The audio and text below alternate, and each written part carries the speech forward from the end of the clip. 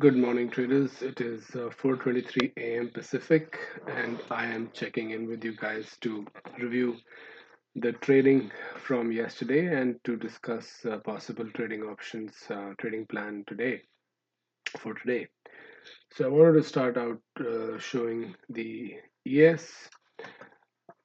I did a fairly decent job at the open, kind of waiting it out and letting consolidation occur at this level, the prior value area high level. It did manage to sneak past it for a little bit, and kind of created a nice first hour low at the 38.55 area, uh, clearly above 38.50, 5 points, which says something. And then ran into a very quick delta reversal. This little cyan arrow here is an adaptive buy sell pressure difference that I plot. I track individual up momentum and down momentums, and I create an adaptive differential between them. Whenever that differential increases, goes past my threshold, I print these arrows. They are extremely useful for exiting trades, and they are fairly useful for net new entries as well.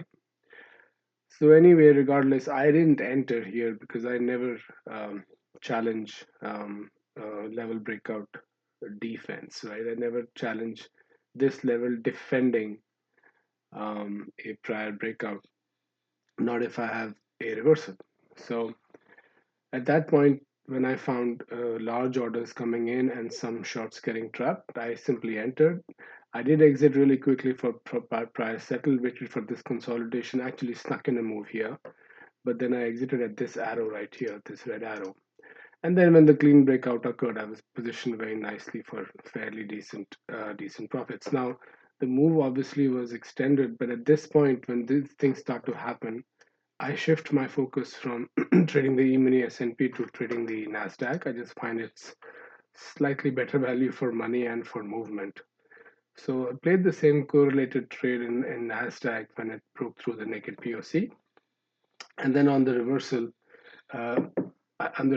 I wanted to make sure that I'm aligned with not only the internals but also with ES. And it was a fairly decent day from that point forward. I did miss this first hour breakout move. I wasn't sure it wasn't corresponding cleanly at about this time frame, 809 to ES. So maybe it did. Let's see, 809 right here. Yeah, so ES was coming up against the 1.5x, and I didn't want. For some reason, I didn't take that trade, and that's okay.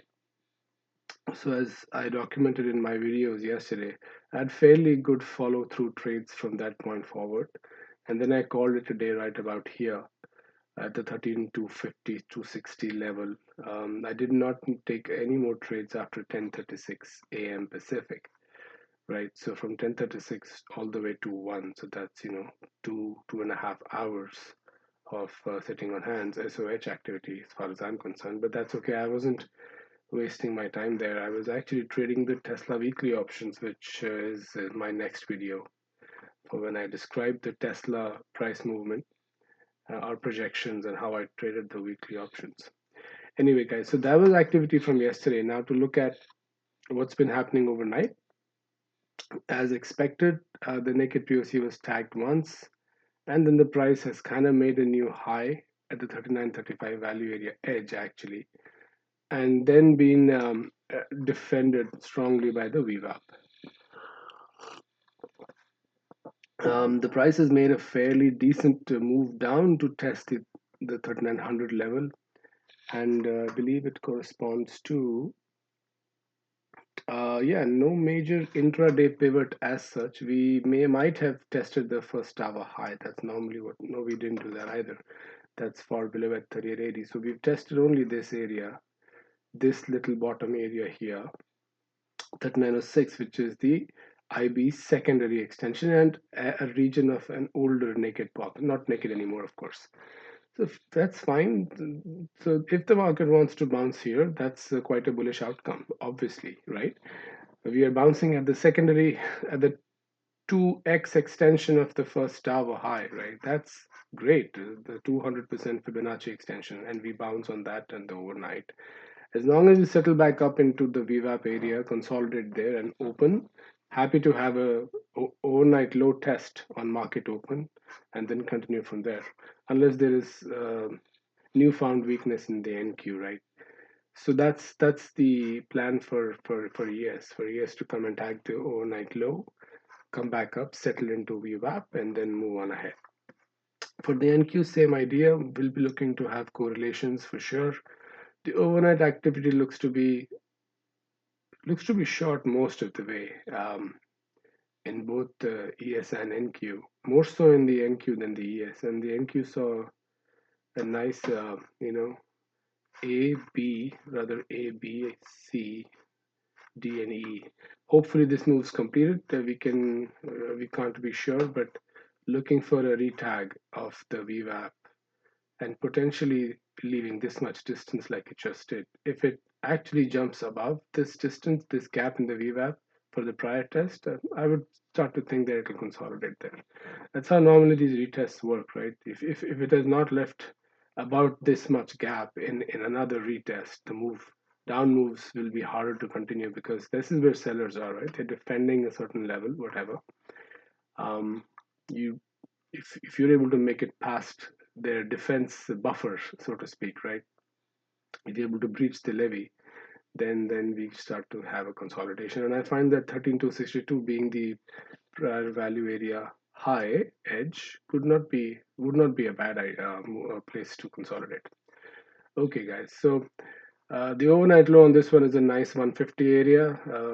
I expect that if the overnight low is tested first thing in the morning, assuming the prices finish here, then we might see a similar test of this area. We already tested we've tested the prior settle actually from yesterday.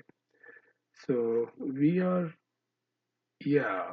we might actually see a test of 13065, which is a prior day value area low.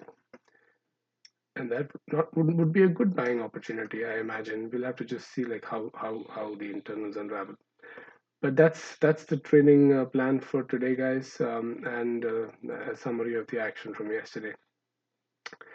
Thank you for watching. Please do like and subscribe. It really helps, guys. I appreciate you coming. Thank you.